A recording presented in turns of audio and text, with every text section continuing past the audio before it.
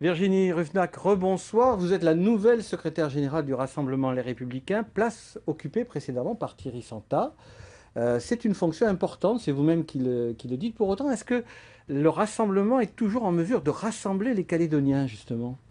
Écoutez, vous savez, notre mouvement est un mouvement historique. En avril de l'année prochaine, nous fêterons nos 40 ans et nous sommes fondés sur des valeurs très fortes, ce qui fait qu'effectivement nous résistons aux épreuves du temps, là où certains mouvements politiques qui parfois se créent dans l'immédiateté d'échéances électorales ne résistent pas forcément. Ces valeurs d'ailleurs et cet héritage, eh bien, il n'a pas de sens s'il n'est pas transmis. C'est tout le sens aussi de la réorganisation du rassemblement aujourd'hui, à la fois transmettre en direction d'une jeune génération qui n'a pas forcément connu les événements, et puis par ailleurs transmettre à l'ensemble des Calédoniens parce que notre mouvement, puisque c'est un mouvement historique et qu'il porte un héritage, doit aller à la rencontre de tous ces Calédoniens à l'approche des échéances Et vous ne fondamentales qui craignez sont devant pas, nous. Virginie Rufnac, d'être ressentie comme un mouvement nostalgique d'un passé? Ah, je ne le crois pas. Je crois, vous savez, que les valeurs que nous portons sont notre philosophie, c'est celle finalement de la volonté et de la construction. Ce sont des valeurs intemporelles et universelles. Et je crois au contraire que ce sont des valeurs suffisamment fortes pour qu'elles puissent être transmises et portées par d'autres à nouveau. Et nous saurons répondre présent aux échéances majeures qui sont devant nous et nous sommes présents aujourd'hui. Les valeurs des Républicains, c'est la devise de la République, liberté, égalité, fraternité. En 40 ans, est-ce que l'égalité sociale, la liberté de la concurrence, la cohésion sociale dans la fraternité, vous avez l'impression qu'on y est aujourd'hui ou pas? Ah bah écoutez, il y a toujours des progrès à faire. Moi, ce que je constate, c'est que la vie de la Nouvelle-Calédonie aujourd'hui, elle n'est probablement pas celle qu'elle était dans les années 80, au moment des événements. Il y a eu, depuis les différents accords pour lesquels notre mouvement a été un fondateur, enfin a été fondateur et a été l'un des piliers de ces accords, puisque finalement, dans les mouvements non indépendantistes, nous sommes les seuls à avoir des signataires de ces accords aujourd'hui, eh bien, a pris toute sa part dans l'écriture de cette page de paix, d'espérance, de confiance en l'avenir. Alors évidemment, tout n'est pas parfait, mais nous avons beaucoup évolué et il y a encore beaucoup à construire. Alors justement, votre rôle à vous, Virginie Rufnac, quel va-t-il être pour justement remettre ce parti en ordre de marche? Il l'est, mais lui donner son impulsion. Bah écoutez, vous l'avez évoqué précédemment, on avait un secrétaire général, Thierry Santa, qui était dynamique, mais qui est aujourd'hui pleinement investi dans cette responsabilité à la tête de la première institution de la Nouvelle-Calédonie.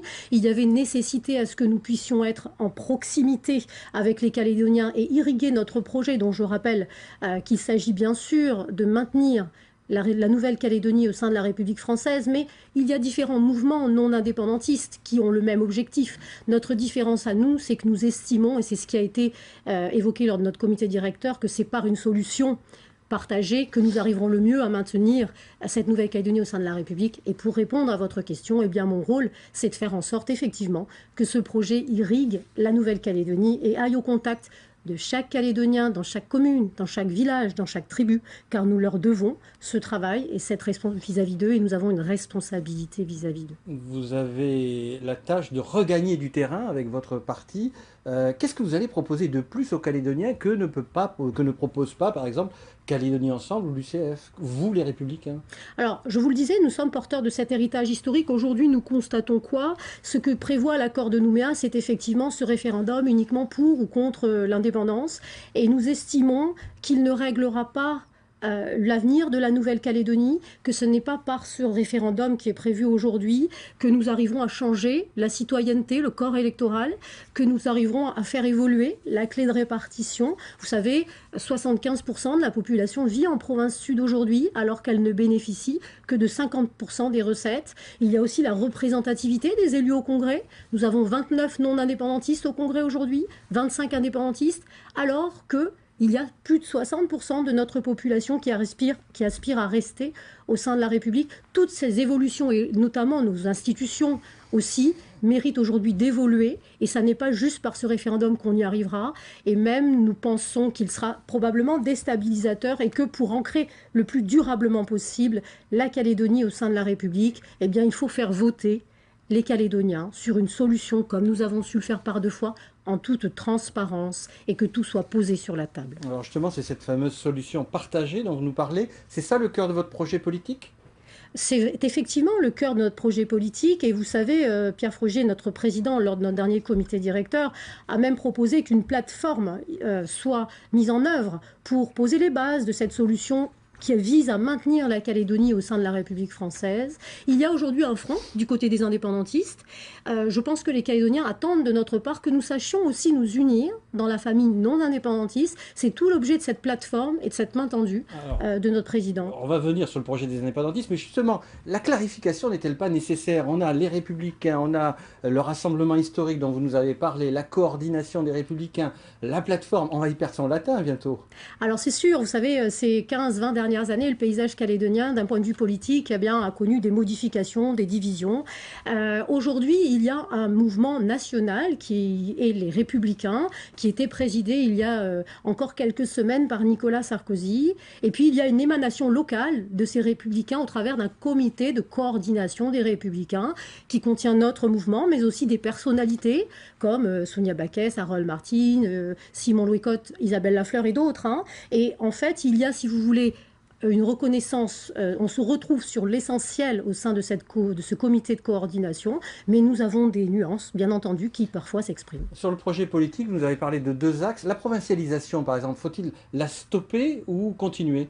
Eh bien, c'est un sujet très très important dans l'avenir, c'est-à-dire qu'aujourd'hui, nous avons ces institutions provinciales qui sont l'héritage de 88, puis de 98, qui faisaient partie d'un équilibre politique et elles font partie du paysage institutionnel de la Nouvelle-Calédonie. Les Calédoniens y sont probablement attachés, les 3 provinces, mais il y a un fonctionnement aujourd'hui qui est très complexe, il y a un millefeuille de compétences et aussi ce sont des coûts de fonctionnement de ces institutions. Dans le contexte dans lequel nous sommes aujourd'hui, il y a nécessité à avoir une réflexion et à réformer le fonctionnement de ces différentes institutions. Votre leader, Pierre Frogier, parle pour l'avenir, craint d'une indépendance association. On a entendu souvent, récemment, parler de cela. Pourquoi autant de certitudes de sa part? Alors, c'est plutôt des doutes. Pourquoi des doutes? Parce que il n'a pas l'air de douter. Quand on entend, c'est... des doutes quant à l'ambition affirmée de l'État, enfin justement qui ne l'est pas affirmée, cette ambition, puisque nous avons eu un Premier ministre, Manuel Valls, qui a semblé être volontariste en disant qu'il fallait dépasser l'horizon de la consultation de l'accord de Nouméa, qui n'était pas en soi un consensus miraculeux. Il a il a manifesté une intention plutôt volontariste et puis rien n'est mis en œuvre et on nous parle de convergence et de divergence qui fait curieusement écho à des propos prononcés il y a bien longtemps par Edgar Pisani qui parlait des compatibilités. Nous ne savons pas où l'État veut nous emmener aujourd'hui et nous sommes donc très vigilants car nous n'accepterons jamais de saut dans le vide et de dérive vers l'indépendance. Fabriquer, si vous voulez, une solution d'un côté qui serait un peu de France avec de l'indépendance et de l'autre, une indépendance avec un peu de France, nous n'en voulons pas. Mais quand même, ce n'est pas l'État qui va décider à la place des Calédoniens. C'est plutôt au parti dont vous êtes l'émanation, enfin les partis les Calédoniens, d'affirmer fortement leur choix pour que les Calédoniens, in fine, choisissent. L'État, il accompagne, mais je ne vois pas ce que fait l'État dans cela. Ah bah écoutez, l'État a un rôle fondamental parce qu'en fonction du devenir de la Nouvelle-Calédonie, c'est-à-dire si elle devient indépendante, il n'a plus de rôle à jouer. Si jamais la Calédonie reste au sein de la République, il maintient sa souveraineté sur la Nouvelle-Calédonie. C'est non seulement le 3e partenaire des accords, mais c'est le garant des accords. Donc il a un rôle vraiment fondamental. Et d'ailleurs, vous voyez, pour nous, l'État, même s'il doit faire en sorte que effectivement la consultation et les consultations se passent de manière totalement démocratique et équilibrée, que ce soit les Calédoniens qui se prononcent, mais il a un rôle politique majeur dans l'accord et il doit affirmer si pour lui il y a un intérêt pour les Calédoniens français que nous sommes, à ce que nous restions français, et s'il y a un intérêt pour la France, à ce que la Nouvelle-Calédonie reste française également. Un mot sur le projet des indépendantistes. Gérard Régnier parlait dimanche sur ce plateau d'un projet intitulé L'Avenir, et il parlait de la viabilité de l'indépendance. Vous l'avez lu ce projet? Qu'est-ce que vous en pensez? Alors très attentivement, effectivement, ce projet qui indique que l'indépendance serait viable. Plusieurs commentaires. La première des choses derrière ce slogan, on a beaucoup de chiffres auxquels on fait dire un peu ce qu'on veut, qui visent à démontrer que la Nouvelle-Calédonie est en capacité de financer tous les transferts de compétences. Vous n'y croyez pas? Pas du tout. Et on nous dit même dans ce projet, finalement, les 45 milliards que que donne l'État pour le transfert de l'enseignement secondaire, à l'époque, nous aurions dû l'accepter. Vous voyez, dans le contexte économique dans lequel nous sommes aujourd'hui. Imaginez, d'abord, nous n'étions pas en capacité de le faire, mais imaginez que nous ayons assumé ce transfert, dans quel état nous serions aujourd'hui. Vous savez, eh bien, ça serait les Calédoniens qui devraient financer l'enseignement secondaire de leurs enfants, et ça revient à 1,4 million par enfant, par an. Voilà ce que les familles devraient débourser pour financer ce transfert. Si vous voulez, au-delà de ça, on nous dit dans ce projet, pour que l'indépendance soit viable, il faut arrêter les projets pharaoniques. Alors, nous posons la question à l'Union calédonienne. Est-ce qu'il ne faut plus de Médipôle? Il ne faut plus que les Calédoniens aient une santé satisfaisante? Il ne faut plus de lycée du Mont d'Or ou de Pointe-Boute qui coûtent à l'État des sommes considérables? Si vous voulez, si l'indépendance est viable, à la condition qu'il y ait une dégradation de la vie des Calédoniens, il faut que l'UC l'affirme. On a bien compris votre positionnement. Les questions d'actualité nous amènent à cette loi TGC compétitivité votée le 1er septembre, Virginie Ruffnac. Pierre Froger a dit qu'elle mettait l'économie en coupe réglée, je l'ai entendu sur une antenne concurrente. Qu'est-ce que vous critiquez en somme avec cette loi compétitivité TGC? Peut-être pas la TGC, elle a été votée à l'unanimité, mais compétitivité. Alors je vais tout de suite répondre à votre question, mais je voulais dire un dernier point sur le projet de l'UC, vous dire que ce qui nous peine le plus dans ce projet, c'est qu'à aucun moment il n'est question de destin commun. Donc nous posons la question à ce parti historique de savoir en quoi il voit les perspectives de développement de la Nouvelle-Calédonie, où est le destin commun dans ce projet. Alors pardonnez-moi cette parenthèse supplémentaire sur la compétitivité.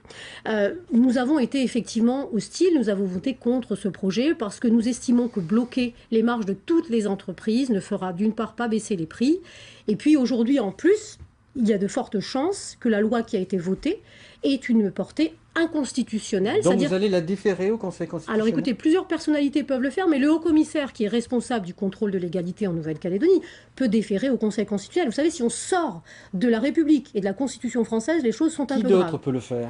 Différentes personnalités, les présidents d'institutions, le président du gouvernement, le président du Congrès aussi. En tout cas, l'État peut le faire. Pas le président du gouvernement, on estime on pense pas qu'il va le faire. Alors, écoutez, nous, on estime que quand le président du Congrès pourrait le faire. Le Conseil d'État avait mis des réserves, mais si vous voulez, au-delà de ce caractère inconstitutionnel, ce qui nous choque, c'est qu'il y a un plan de relance qui est mis en place par le gouvernement aujourd'hui. Donc on va aller investir l'impôt des Calédoniens pour soutenir les entreprises, et par ailleurs, on les empêche dans ce projet de gagner par elles-mêmes de l'argent en bloquant leurs marges, alors qu'on voulait régler un problème de surmarge dans certains domaines, mais là on touche toute l'économie sans restriction du périmètre. Mais allez-vous faire un recours ou pas? Ça n'est pas d'actualité à l'heure actuelle. Donc vous êtes résigné sur cette loi? Nous ne sommes pas résignés, nous allons voir dans les mois à venir comment les prix évoluent, puisque l'objectif c'était ça. Nous doutons fortement, mais si nous avons tort, tant mieux, qu'il y aura un effet sur la baisse des prix. Mais en l'occurrence, il y a pour nous, ça n'est pas raisonnable de faire cela à l'ensemble de l'économie. Ça aurait pu être restreint à certains secteurs, alors que là, on va mettre en difficulté des entreprises. 80% des emplois des Calédoniens qui sont déjà en difficulté. La liberté d'entreprendre est un principe à valeur constitutionnelle, vous le savez. C'est précisément les raisons pour lesquelles cette loi peut être considérée comme inconstitutionnelle. Mais vous n'allez pas faire de recours. Le Conseil d'État avait mis des réserves. Pas à ce stade. Le prochain comité des signataires, avant de terminer, vous en connaissez déjà quelques points. Est-ce que sur certains points, le corps électoral par exemple, vous allez communiquer? Écoutez, nous allons travailler au sein de notre mouvement pour nous caler nos positionnements concernant l'ensemble des sujets, bien sûr, qui seront abordés lors de ce comité des signataires. Le corps électoral en est un. Il y a évidemment la gestion par les experts aujourd'hui de ce travail sur l'avenir institutionnel. Nous verrons dans quel état d'esprit est l'État à 6 mois d'échéance cruciale que sont les élections présidentielles. Nous avons quelques doutes sur le volontarisme de l'État qui, déjà par avant, avait montré quelques signes de peu de volonté de l'avancée de ce comité des signataires. Une dernière question, Virginie Ruffnac. Serez-vous candidate aux prochaines législatives? Alors, pour répondre à votre question concernant les législatives, en ce moment, nous travaillons à faire en sorte que le projet que porte le Rassemblement, qui est un projet, je vous le disais, un projet porteur pour la Nouvelle-Calédonie, puisse être défendu en Nouvelle-Calédonie sur les 2 circonscriptions, parce que ça nous semble essentiel pour l'avenir. Et donc des discussions sont en cours pour faire en sorte qu'évidemment, des candidats puissent porter ce projet d'avenir et d'espérance. Vous avez des noms? Pas encore, des discussions sont en cours.